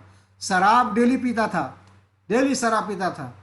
तो मर्डर करना, रेप करना, शराब पीना, बच्चों को फेंक देना, यज्ञ में बाधा डालना, ब्राह्मणों की हत्या करना, उनका खून पीना, इसका डेली का बिजनेस था। एक आचार्य टीका करते थे ये कि मनु संहिता में सारे पापों का वर्णन है। तो पढ़ता था दोनों भाई कि कौन सा पाप बच गया है करने के लिए, और पढ़ के जो बच जाता था पाप, उस पाप को जाके फिर वो करता था। तो कोई ऐसा पाप नहीं बचा था जिसको जगाई मताई ने नहीं किया था। और ये जब चैतन्य महाप्रभु की आज्ञा पालन करते हुए जब ये हरिदास ठाकुर के साथ घर घर घूमते थे, मुखे हरि बोल कहते थे, तो जगाई मताई से सामने आया। हरिदास ठाकुर को नजर पड़ गया कि नशे में मतवाला होकर जगाई आ रहा है। बोले महाप्रभु, सो नित्यानंद प्रभु को, चलिए भाग के चलिए, ये दो दुष्ट आ रहा है, इनको से जल्दी भाग के चलिए, दौड़ दौड़ लगाते हैं हम लोग, नहीं तो ये दुष्ट हमारे पीछे पड़ जाएंगे। तो नित्यानंद प्रभु बोले, ये दुष्ट को हम देख के भागेंगे? अरे महाप्रभु का अवतार ही हुआ है पतित से पतित जीव का उद्धार करना, और इससे बड़ा पतित तो आप ही बोल रहे हो बहुत बड़ा दुष्ट है, कोई ऐसा क्राइम नहीं है जिसने नहीं किया है, तो इससे बड़ा कैंडिडेट तो और कोई मिल ही नहीं सकता है। तो अगर इसका उद्धार महाप्रभु के द्वारा हो जाए तब तो उनका मिशन सिद्ध हो जाएगा। तो चलो आज तो इसी का उद्धार करते हैं। और उस क्रिमिनल को जिसने सारा तरह पापों को किया, चैतन्य नित्यानंद प्रभु उसके सामने जाते हैं, बोलते हैं, बोलो हरि बोल, यही हमारी भिक्षा, बोलो कृष्ण कहो कृष्ण करो कृष्ण शिक्षा, कृष्ण माता कृष्ण पिता कृष्ण प्राण धन, कृष्ण का नाम जपो। तो जगाई कहता है, मताई कहता, आर यू टीचिंग मी, क्या तुम मुझे पढ़ाने आए हो? नशे में तो था ही। जगाई से पूछता है, मुझे शिक्षा देने आया है, ये हमको पढ़ाने आया है? और वहीं पे पत्थर था, कुछ कहीं पे वर्णन है मिट्टी का टुकड़ा, मिट्टी के बर्तन का टुकड़ा पड़ा था, कहीं पे वर्णन है पत्थर पड़ा था। उस पत्थर को उठाता है मताई और नित्यानंद प्रभु के सर पे मारता है, और नित्यानंद प्रभु के सर से खून बहने लगता है। ये खून नहीं बहता है, ये लीला करनी थी इसलिए खून बहाया। नित्यानंद प्रभु का शरीर हमारे जैसा नहीं है, हाड़ मांस का बना हुआ, वो शरीर चिन्मय शरीर है। लेकिन नित्यानंद प्रभु को लीला करने के लिए उन्होंने माथा से खून बहाया, ताकि ये खबर महाप्रभु तक जाए कि नित्यानंद को जगाई मताई ने पीटा। तो नित्यानंद को पीटा तो जगाई मताई पीटा तो चैतन्य महाप्रभु भाग के आए मेरे बारे में जान के, ऐसे नहीं आएंगे। तो उन्होंने खून बहाया, उनका खून बहा, और हरिदास ठाकुर भी भाग के गए। खबर फैल गई, नित्यानंद प्रभु को जगाई मताई ने मार दिया, खून सर से खून बह रहा है। चैतन्य महाप्रभु को जैसे ही खबर मिली, तुरंत आवेश में क्रोधित होके आए और तुरंत सुदर्शन निकाल दिया, और तुरंत सुदर्शन निकाल के मताई को गर्दन काटने लगे। चैतन्य महाप्रभु के चरण में गिर पड़े नित्यानंद प्रभु, ये आप क्या कर रहे हैं, क्या कर रहे हैं आप? बोले तुम्हारा मैं इस दुष्ट को नहीं छोड़ूंगा, इसने तुम पे प्रहार किया है। अपना पूरा वो आवेश में आ गए और परित्राणाय साधु नाम विनाशाय च दुष्कृताम, सीधा चक्र उठाया कि इसको अभी दुष्ट को मार दूंगा। नित्यानंद प्रभु चरण में गिर पड़े, ये इसके लिए आपका अवतार नहीं हुआ है, आप महाबदन्याय हैं, पतित से पतित जीव का उद्धार करने का मिशन है और इससे बड़ा पतित कहाँ मिलेगा। आप मेरी प्रार्थना स्वीकार कीजिए, इनका उद्धार कर दीजिए। तो नित्यानंद ने प्रार्थना की उस पतित को जिसने उनके ऊपर प्रहार किया, उसको उद्धार करने के लिए। फिर चैतन्य महाप्रभु बोले अच्छा ठीक है, मैं तेरा इस कंडीशन, जब चैतन्य महाप्रभु ने सुदर्शन उठा लिया, ये दोनों भाई डर गए, आप तो गए, अब तो मेरी मृत्यु निश्चित है। मृत्यु का भय ऐसा सताया है दोनों को कि हाथ जोड़ने लगा। तो महाप्रभु बोले ठीक है, हरि बोल, बोलो कि अब से आगे पाप नहीं करोगे, नहीं तो मैं गर्दन काट दूंगा। बोलो अब आगे से पाप नहीं करोगे। दोनों भाई बोला अब आगे से पाप नहीं करेंगे, अब आगे से पाप नहीं करेंगे, मुझे छोड़ दो निमाई। तो जैसे ही बोला, चैतन्य महाप्रभु ने अपना सुदर्शन वापस लिया, उसको गले लगाए। उसने जितने पाप किए थे सारे पापों को खींच लिया।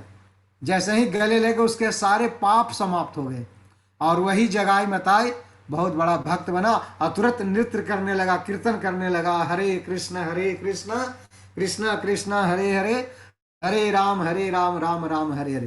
तो यही जगाई मताई जो सबसे बड़ा दुष्ट था, जो सबसे बड़ा पापी था, ऐसा कोई पाप नहीं था जिसने उसने अपने जन्म में नहीं किया था। मनु संहिता में वर्णित सारे पापों को उसने कर दिया और जिसको चैतन्य महाप्रभु के कृपा से नित्यानंद प्रभु ने उद्धार कराया था। हमारे बलराम जी कितने कृपालु हैं। तो बलराम जी वो व्यक्ति है, वह व्यक्तित्व है जिसको कृष्ण रिजेक्ट कर देते हैं। देखिए, कृष्ण उसी का उद्धार करते हैं जिसके अंदर गुण हो, जिसके अंदर योग्यता हो। जिसके अंदर योग्यता नहीं हो उसका उद्धार कृष्ण नहीं करते। तो जो जीव कृष्ण द्वारा रिजेक्टेड है उसको बलराम जी स्वीकार करते हैं, राधा रानी स्वीकार करती है। जो जीव के अंदर योग्यता नहीं है उस जीव को, रिजेक्टेड जीव को, जो कृष्ण द्वारा रिजेक्टेड है, उसको बलराम जी स्वीकार करके उसके अंदर गुण लाते हैं, उसके अंदर योग्यता बनाते हैं, उसको योग्य बना देते हैं ताकि भगवान उसको स्वीकार कर सके। और वो बलराम जी हैं। और आज के जो गुरु हैं, जो गुरु परंपरा है हमारी, ये बलराम जी का प्रतिनिधि है। ये बलराम जी के ही लिए कार्य करते हैं।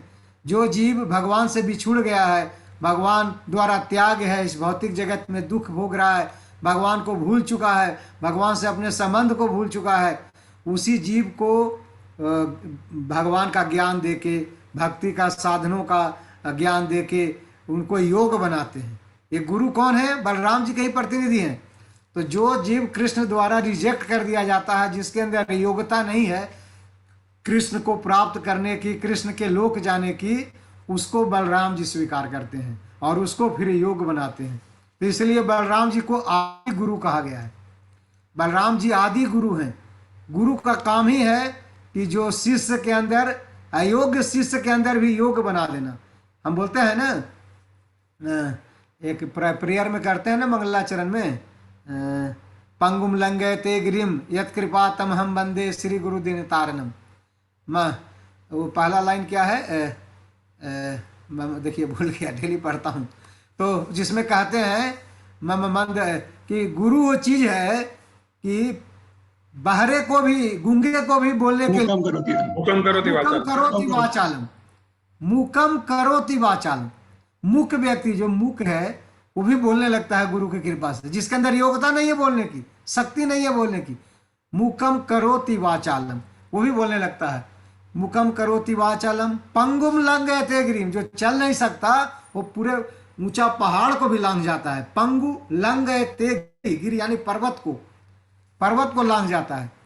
यत कृपा तम हम बंदे, ये आपकी कृपा है बंदे, मैं बंधन करता हूँ। श्री गुरु दीन तारण, उस गुरु का बंधन करता हूँ जिसकी कृपा से गूंगा भी बोलने लगता है, लंगड़ा भी पहाड़ लांघने लगता है। तो कहने का मतलब ये गुरु कौन है? ये बलराम जी है, जिसके अंदर कोई योग्यता नहीं है। बलराम जी जो कृष्ण द्वारा रिजेक्टेड है, उसको बलराम जी स्वीकार करते हैं। इसलिए बलराम रिप्रेजेंट्स गुरु तत्व। ये गुरु बलराम जी आदि गुरु हैं और बलराम जी से गुरु परंपरा आती है। और ये बलराम जी जो हैं वो हमारे कृष्ण को मतलब कृष्ण के पास ले जाते हैं। गुरु गुरु मतलब गुरु हमें योग बनाते हैं। ये परंपरा द्वारा जाते जाते बलराम जी के पास जाता है, राधा मैया के पास जाता है और कृष्ण फिर हमको स्वीकार करते हैं। तो इस तरह से हम देख सकते हैं कि बलराम जी का कितना बड़ा रोल है मनुष्य का सार्थक बनाने के लिए, उद्धार करने के लिए। बलराम जी का एक नाम है संकर्षण। अब थोड़ी 4-5 मिनट और करूँगा, कहा कि समय ज़्यादा हो गया है 5 मिनट। तो बलराम जी का एक नाम है संकर्षण। संकर्षण का मतलब क्या होता है? जो आकर्षित किया गया हो दूसरों द्वारा। तो बलराम जी सबसे पहले कहाँ आए थे? माँ देवकी के गर्भ में आए थे। सातवें पुत्र के रूप में गर्भित हुए थे। लेकिन सातवें पुत्र के रूप में गर्भित हुए माँ देवकी के गर्भ में, लेकिन भगवान श्री कृष्ण को आना था 8वें पुत्र के रूप में और कंस को दिग्भ्रमित करना था। तो क्या हुआ? जो माँ देवकी के गर्भ में बलराम जी थे वो आकर्षित किए गए माँ योग माया के द्वारा माँ रोहिणी के गर्भ में। तो 7 महीने के बाद बलराम जी माँ देवकी के गर्भ से स्थानांतरित कर दिए गए माँ देवकी के गर्भ में। आकर्षित, who has been attracted by others. Sankarshana, जो आकर्षित किया गया हो। तो जो देवकी के गर्भ से आकर्षित करके रोहिणी के गर्भ में प्रवेश करा दिया गया हो, इसलिए उनका नाम संकर्षण है। और ये संकर्षण ही है जिससे प्रथम चतुर्व्यूह, फिर नारायण, दूसरा चतुर्व्यूह, फिर महासंकर्षण, फिर महाविष्णु और फिर सारे अवतार आते हैं। तो ये संकर्षण ही है। तो ये संकर्षण कौन है? बलराम जी है। उसके बाद बलराम जी की काफ़ी सारे लीलाएं भी किए हैं भगवान कृष्ण के साथ। 2-3 लीलाओं 5 मिनट में सुनाऊंगा कि बलराम जी ने एक प्रलंबासुर को मारा। ये प्रलंबासुर कौन था? कृष्ण और बलराम सब आपस में खेल खेलते थे। तो एक गोप बालक बन के ब्रज का चरवाहा बन के कृष्ण के पाले में आ गया। खेल का नियम था कि भाई देखो दोनों कोई खेल खेलेंगे, जो खेल हारेगा, जो टीम हारेगी वो जीतने वाली टीम को कंधे पे बैठा के घुमाएगा हर तरफ। तो ये क्या किया? ये बलराम जी को टारगेट किया था मारने के लिए प्रलंबासुर ने। तो एक गोप सखा का शरीर धारण करके, रूप धारण करके कृष्ण के टीम में आ गया और खेल खेलने लगा। खेल में कृष्ण हार गए। कृष्ण जान के हारते थे कि हमको सेवा करने का मौका मिले, अपने दोस्तों को कंधे पे। कृष्ण को कोई नहीं हरा सकता। एक बार प्रभुपाद से प्रश्न पूछा गया, anyone can defeat Krishna? Prabhupada tell yes and no. बोले how can we to answer?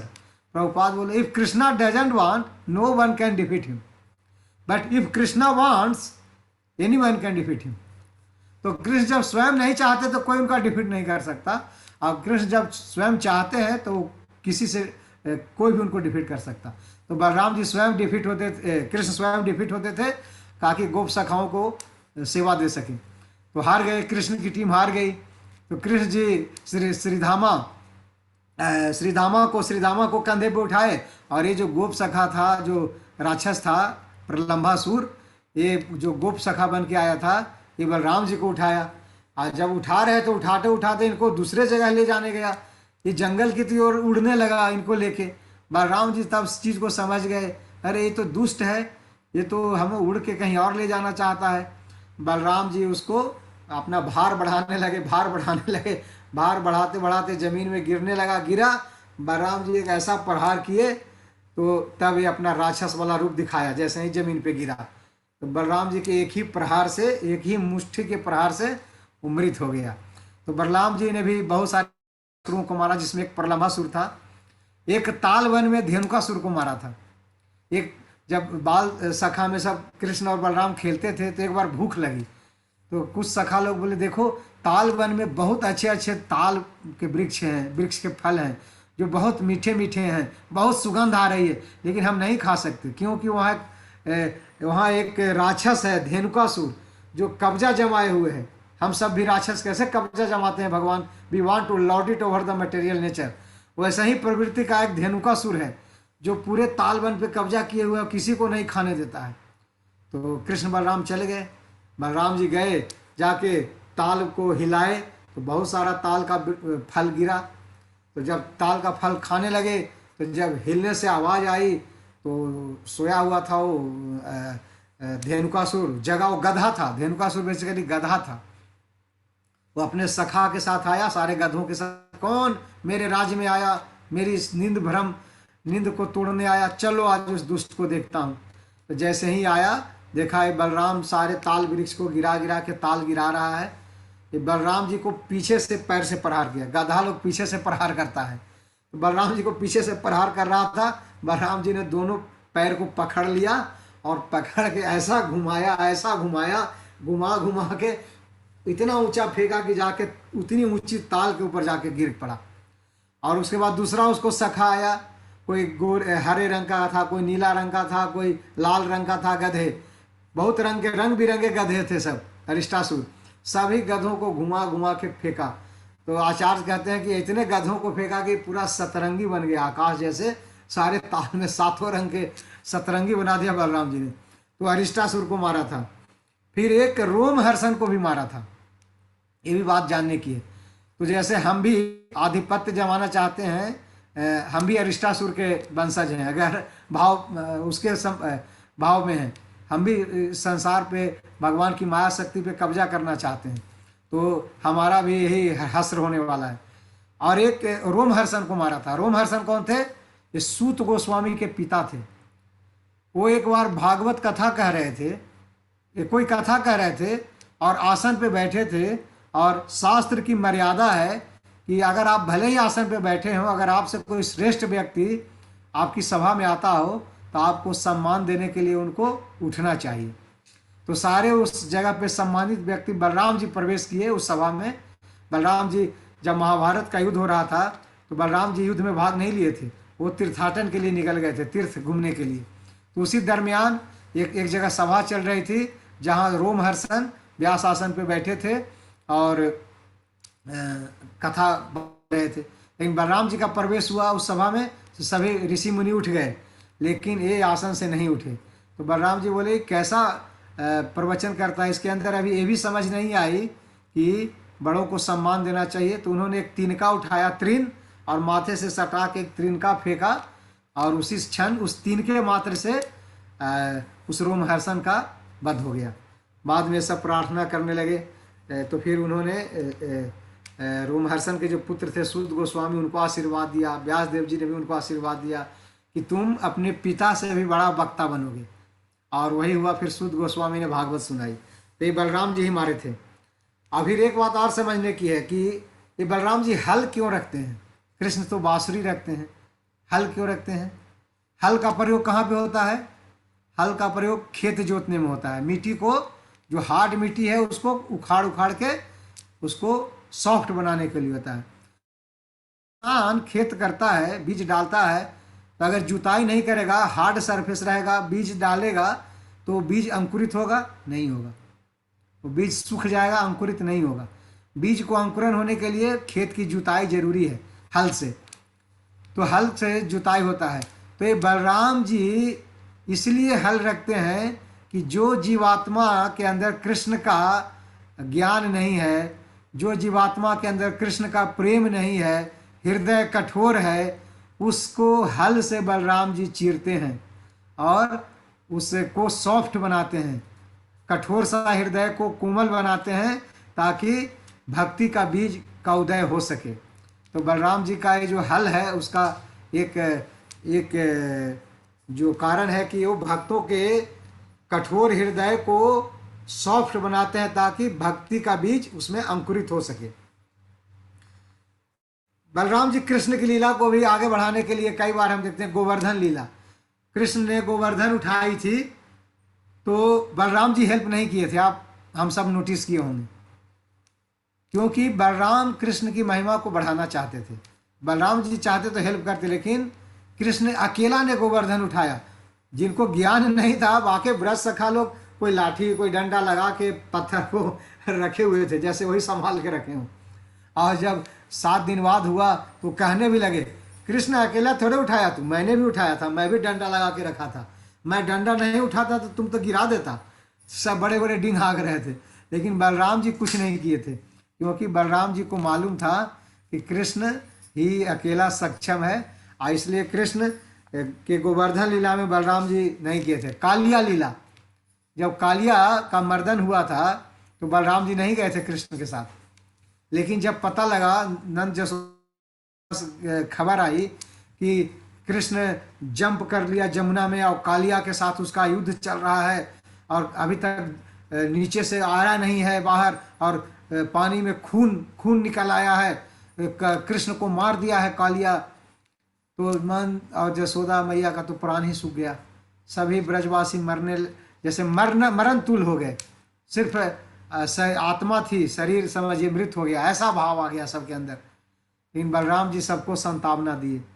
सब कूद रहे थे जमुना में, अपनी जान गंवा रहे थे, बलराम जी किसी को जान नहीं गंवाने दिया। बोले ये कृष्ण है, मेरा भाई कालिया को मार के बाहर आएगा, मैं जानता हूँ उसकी शक्ति को, आपको उसकी शक्ति मालूम नहीं। तो इसलिए बलराम जी सबको सांत्वना देने के लिए ही उस लीला में देर से गए।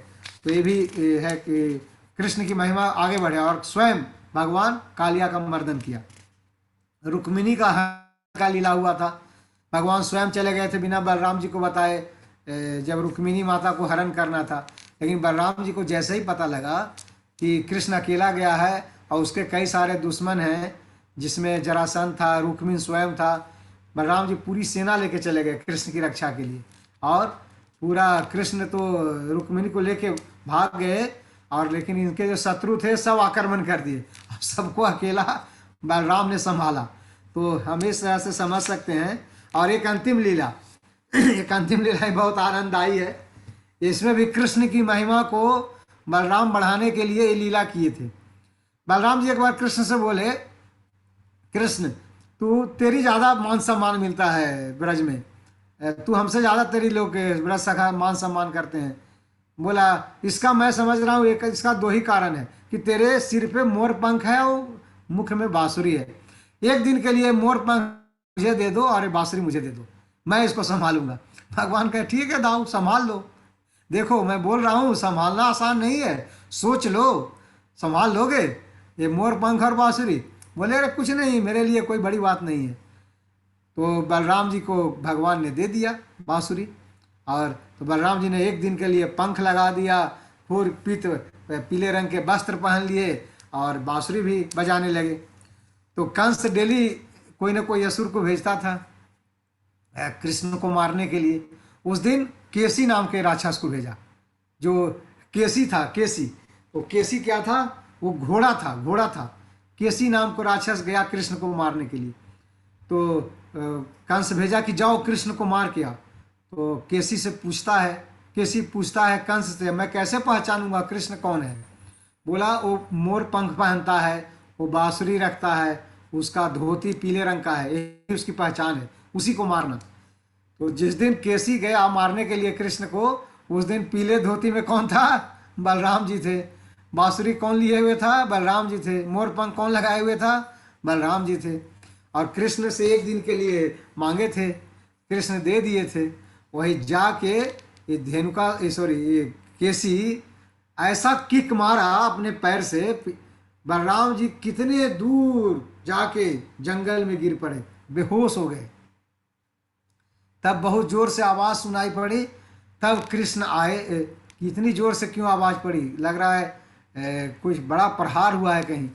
कृष्ण आए, देखे कि बलराम मूर्छित पड़ा है, बलराम को उठाए और हंसे, बोले भैया इसलिए कहते थे ना कि मत मेरी मोर पंख लगाओ, पता लग गया ना। और फिर कृष्ण उस केसी नाम के राक्षस को, उसको फिर पैर पकड़ के उसको भी घुमा घुमा के ऐसे ही आकाश में फेंक के उसको मार दिया। तो लेकिन ये बलराम जी, ऐसा नहीं आया था कि बलराम जी नहीं मार सकते थे। सिर्फ कृष्ण को श्रेष्ठ बनाने के लिए बलराम जी ने अरिष्टासुर के केसी नाम के असुर को किक खाया, ताकि कृष्ण उसको मारे और कृष्ण की महिमा का गुणगान ज़्यादा हो। तो इस तरह से हम समझ सकते हैं कि बलराम जी स्वयं कृष्ण हैं, जो रात दिन कृष्ण के आनंद देने के लिए रात दिन कृष्ण की सेवा में लगे हैं। बोलिए बलराम कृष्ण बलराम की जय। जगत गुरु शील प्रभुपाद की जय। गुरुदेव महाराज की जय। निताय सिद्ध गौर प्रेमानंदे। हरि हरि बोल। हरि बोल बाबा गोविंद। किन्हीं भक्त का कोई शंका समाधान हो तो 2 मिनट समय दे सकता हूँ। 1:30 में है, 2 मिनट 5 मिनट। तो अगर किन्हीं का कोई शंका है, डाउट है, कोई मन में जिज्ञासा है, या हमने कुछ गलत किया तो सुधार करानी है, तो आप अपनी जिज्ञासा बता सकते हैं।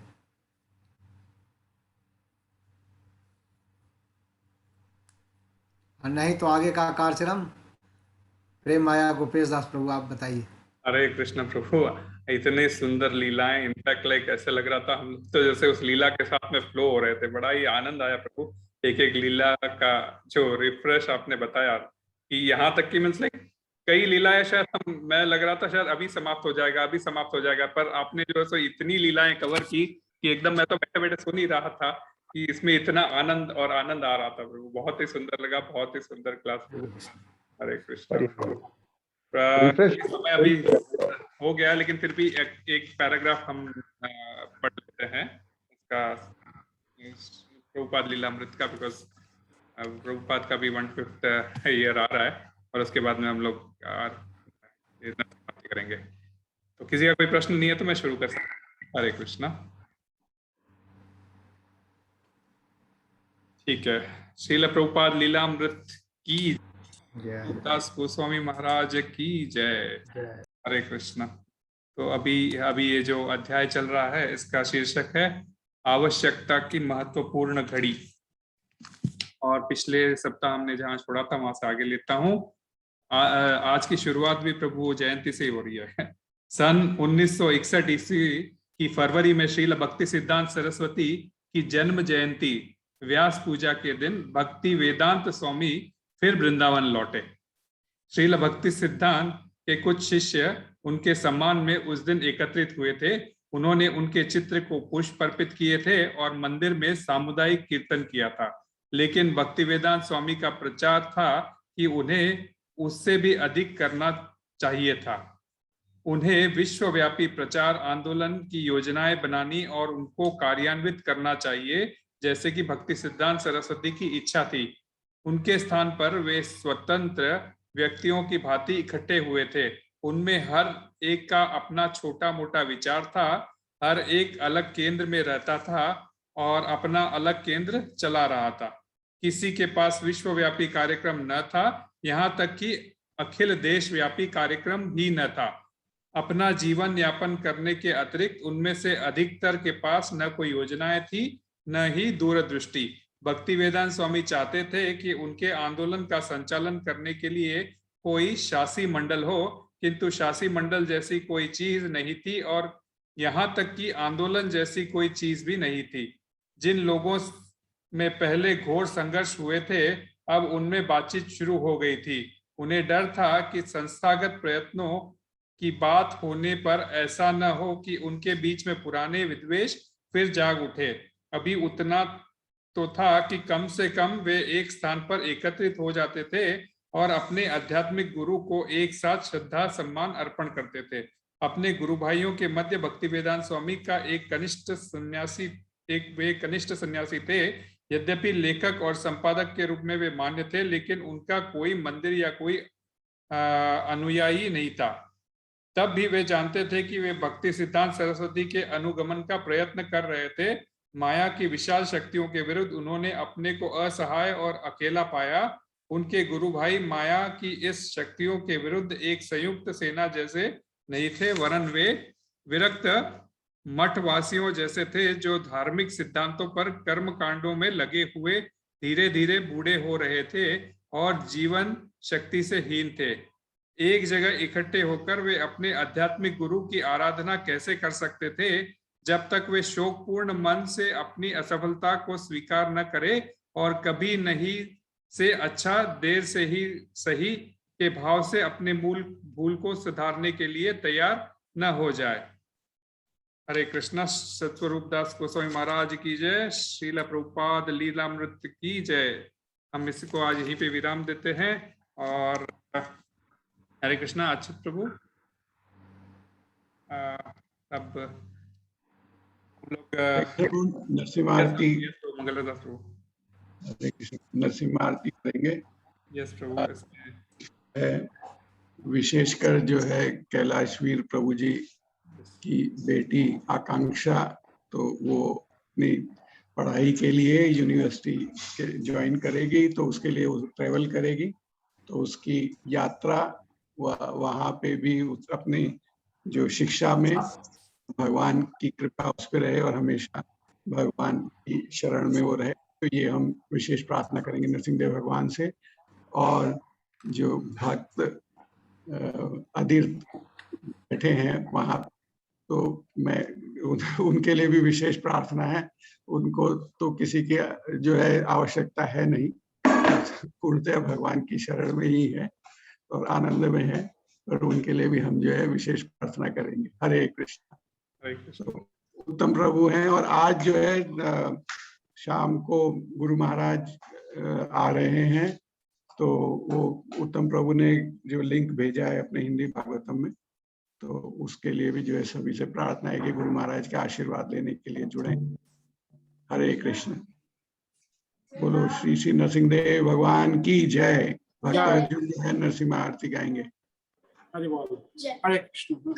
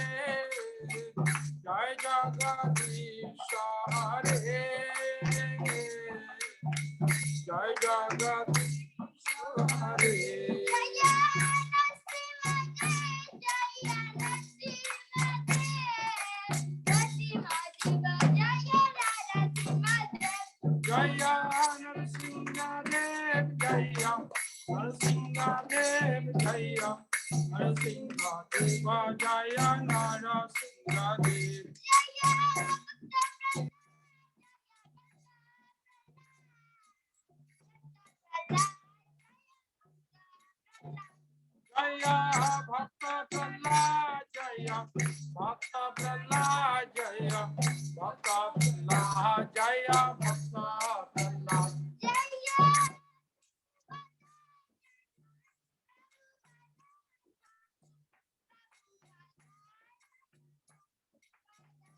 जय प्रभुपादा जय प्रभुपादा जय प्रभुपादा श्रील प्रभुपादा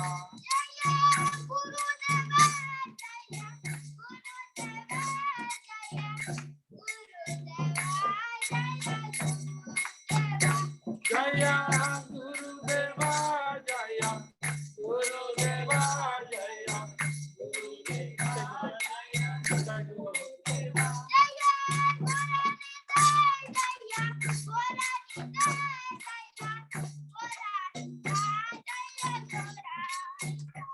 जय गौरानिताय जय गौरानिताय जय गौरानिताय जय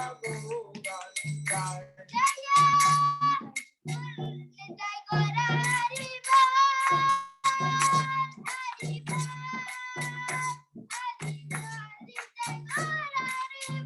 निताय गौर हरि बोल हरि बोल हरि बोल निताय गौर हरि बोल।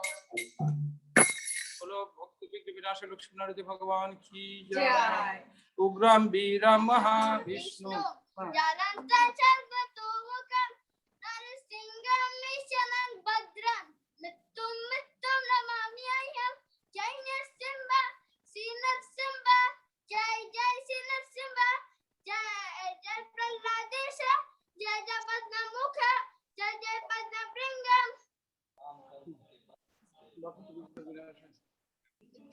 विनाशक लक्ष्मी नरसिंह भगवान की जय। भक्त चूड़ामणि प्रहलाद महाराज की जय। गौर निताई जी भगवान की जय। श्रील प्रभुपाद की जय। गुरुदेव महाराज की जय। ग्रंथराज श्रीमद् भागवत महापुराण सत्संग क्लास की जय। श्रील प्रभुपाद लीलामृत सत्संग क्लास की जय। श्री श्रीमद् सच्चिदानंद गोस्वामी महाराज की जय। समवेत गौर भक्त बिंद की जय। निताई गौर प्रेमानंदे हरि हरि बोल। महाप्रसाद की जय।